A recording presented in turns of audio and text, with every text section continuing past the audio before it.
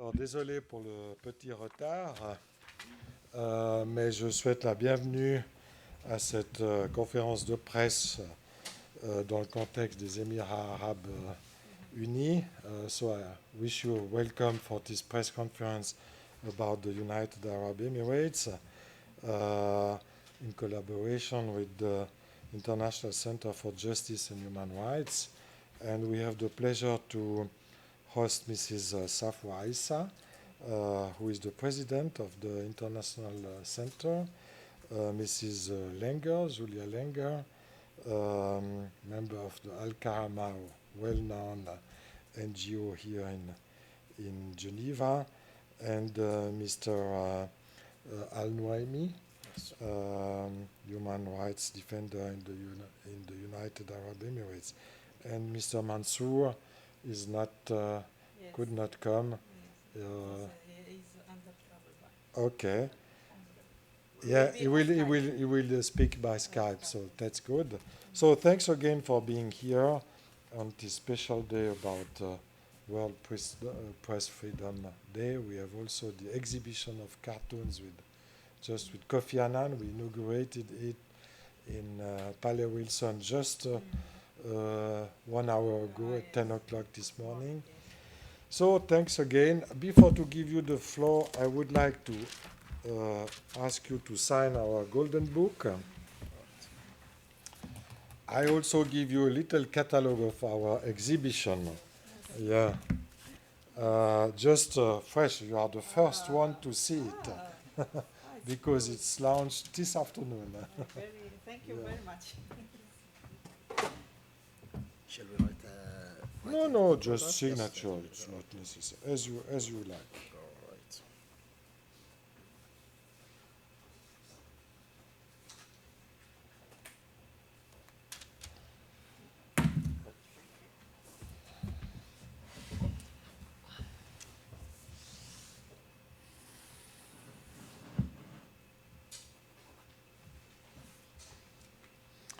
And please, Mrs. Aisa, I would give you the floor. Thank you very much for Mr. Guy for his speech. We are happy to be here today on the occasion of the World Press Freedom Day. So the International Center for Justice and Human Rights organizes today this interactive thematic panel discussion here in the Geneva Press Club to call attention to the continuous violations of human rights in United Arab Emirates. Despite international and regional mechanisms protecting human rights, despite the fact that UAE is a member of the Human Rights Council, and despite its own constitution which explicitly guarantees the freedom of expression, UAE tries to hide its violations under the pretext of its security or prestige. Today is a great opportunity to recall the importance of the right to freedom of expression and other related rights. Some people in United Arab Emirates, including journalists, bloggers, activists, and human rights defenders, are dying, are forcibly disappearing, are in prison, or are facing challenges to their personal safety only to have freely exercised their rights or profession. Over than 150 prisoners of conscience are in jail now between citizens and non-citizens. Despite UAE's commitments, particularly those accepted during the Universal Periodic Review of the Council of Human Rights in 2013, nothing deeply changes. Recently, we learned about the journalist Taysir al-Najjar, who had been working in United Arab Emirates as a culture reporter for the United Arab-based newspaper Dar, has forcibly disappeared in December 13, 2015. The United Arab Emirates authorities have blocked a number of websites used by human rights defenders, bloggers, and other activists online and arrested them because of their activities on social medias. In fact, numerous Emirati users continue to serve long prison sentences for their online activities, as the Emirati blogger Abdullah Nawab al-Balushi sentenced to 5 years in prison. He was accused of harming the symbols of the country. Marwan al-Falasi sentenced to 5 years in prison under a charge of abuse and of insulting the state on Twitter. On February 2016, this year, the Federal Supreme Court in the United Arab Emirates has sentenced a young Omani, Salah bin Salah, to 3 years and a fine of 50,000 dirhams. The ruling came after the conviction of the young Omani of insulting the symbols of the state and the army. But not only human rights defenders are the target of the security authorities, but also their siblings. Recently, the UAE security authorities revoked the citizenship of the siblings of the same family, Asma, Dua, and Omar as-Siddiq. Their father is a prisoner of conscience who is Muhammad Abdul Razak Siddiq, who was spending 10 years imprisonment in the case widely known as the UAE-94 group. In November 90, four members of the same family also, who are Amina, Musa, and their brother Mus'ab, Muhammad al-Abduli, were arrested. Their brother Walid was arrested later on 28th of November. This arrest is in relation with tweets they have posted in memory of their father on Twitter. Musa was recently on trial on charges of setting up and administering an online website. Her brothers and sister are still in an unknown location.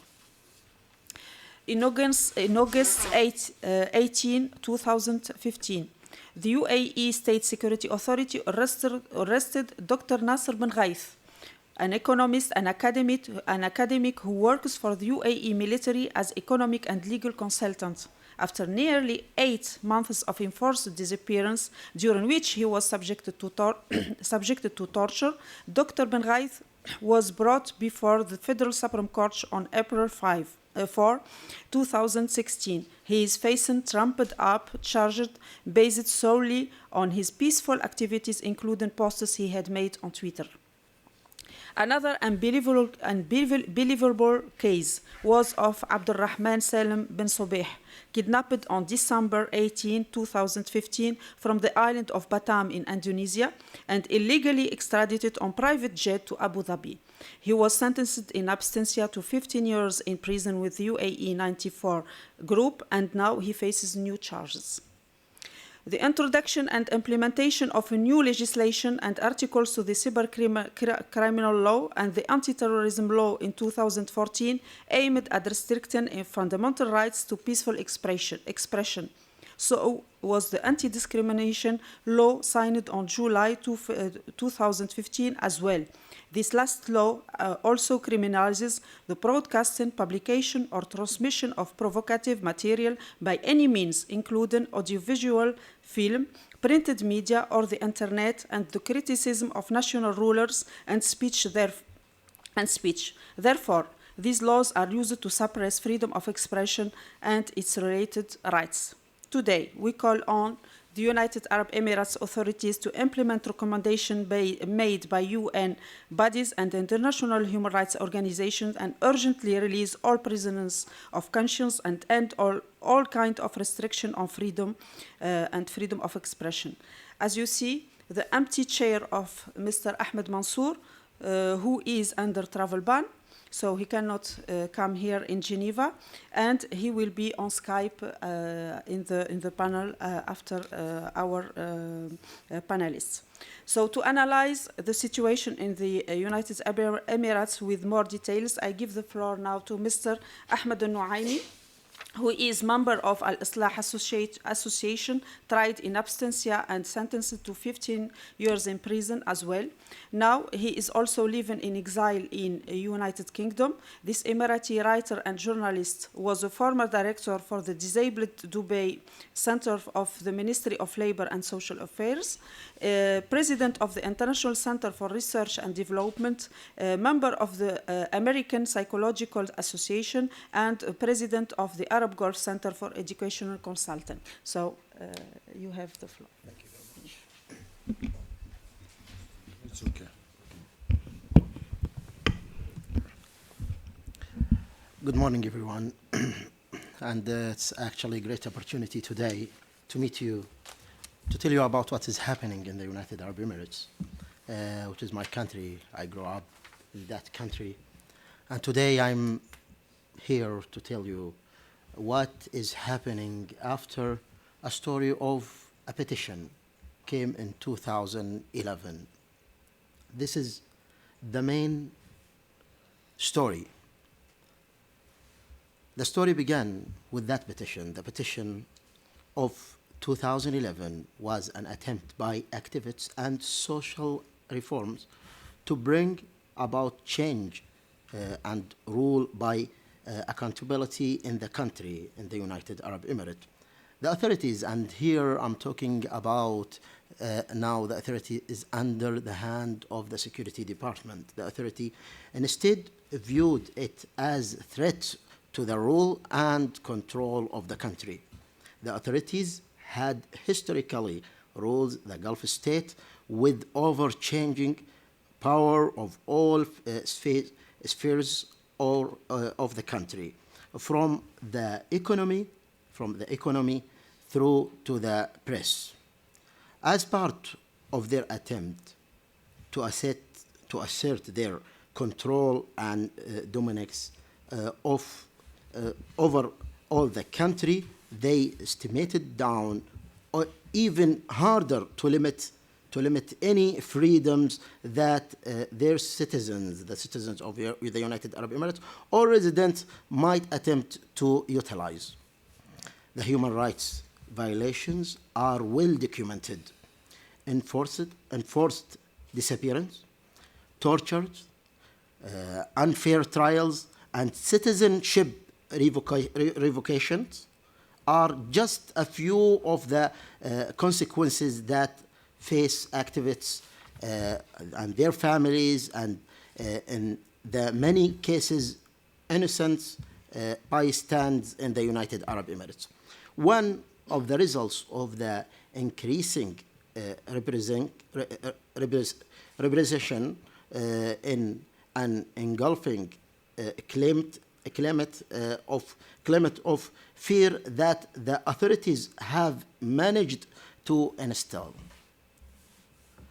The cybercrimes, and this is the cybercrimes law, which increased every month. Usually we find there is new articles in this law. This law is one of the most repressive law against freedom of expression that the United Arab Emirates has used to silence not only its critics, but indeed anyone whom it deems to have caused offense. The law allows the authorities to proceed any individual for making comments online that they deem to be offensive and criminalizes all forms of electronic abuse. According to the law, anyone found guilty of cybercrime could face up to life imprisonment and a fine varying between 15,000 dirham and 3 million dirhams. Not only is the interpretation of offensive very wide reaching, but online includes not just social media, but even platforms such as Snapchat and WhatsApp. The law can punish all the people, any people, who use foul language on the WhatsApp or Snapchat messaging service with fine of up to $68,000, and exploiters can expect to be deported. One individual was arrested for sharing a poem on WhatsApp about the United Arab Emirates' role in the war in Yemen. There have been a number of cases where the cybercrimes law has impacted the unsuspecting individuals. Australian articles Judy Maggie was deported to Australia after she posted a picture of car parking badly on parked badly on Facebook and used bad language.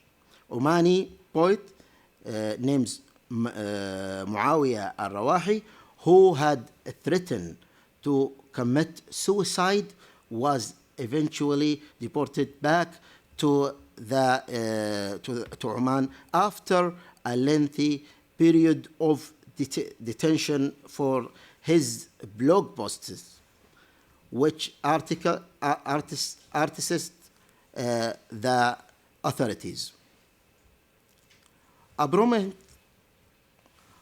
prominent former football manager from the UK, David High, was arrested and suffered ill treatment, including beatings whilst he was working in the United Arab Emirates, facing a number of charges. High was also being prosecuted under the cybercrime law.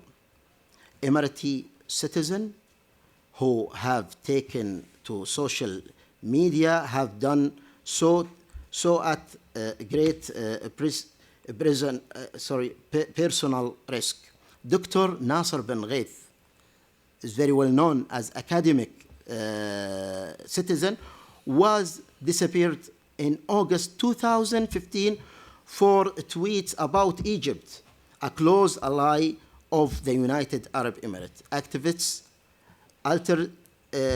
alternatives have too been disappeared and put on trial after they talk to Twitter to call for the release of activists, including the Al-Abduli siblings, as my friend صفوة told you about. Closing down any space for dissent, or criticism in the United Arab Emirates has intensified the oppression facing Emirates, and indeed foreign national in the United Arab Emirates. Numerous NGOs have condemned in the United Arab Emirates record on freedom of expression, and reports from many have recorded the United Arab Emirates as fundamentally not a free country. It is not just freedom of expression which has created a repressive environment. The enforced disappearance, which have seen activists and their families missing for months and time with no contact. The use of tortures and ill treatment in prison, the detainees without trials, and the unfair trials have created an environment where human rights are not only ignored but are completely not existent. And in subjection, the population, with their removal of their rights, the authorities have ensured that their dominance and control of the country. But in spite of repressive nature of their rule, the authorities continue to enjoy a flourishing international reputation. International allies continue to support the United Arab Emirates and rarely condemn their human rights record in the public. Some countries, such as the United Kingdom, UK, have following policies advocated by the United Arab Emirates. As long as the United Arab Emirates maintains its reputation as hub of economic prosperity, and luxury, it will continue to attack admiring a glance of the international community. And the millions of dollars on lobbying and the cultivated relationship, indeed, that will manipulate public opinion in the United Arab Emirates. Thank you. Thank you. Thank you, Mr. Al-Nu'aimi, for all these information. Now I will give the floor to Mrs. Julia Lengher, who is the Regional Legal Officer for the Gulf region in Al-Karama Foundation. So she will also speak about this subject. Good morning, ladies and gentlemen. My name is Julia Legner. As mentioned, I'm the Legal Regional Officer at Al-Karama, and I will be addressing you today on the unlawful restrictions of freedom of expressions in the United Arab Emirates. Just a few words to my organization. Al-Karama is a legal human rights foundation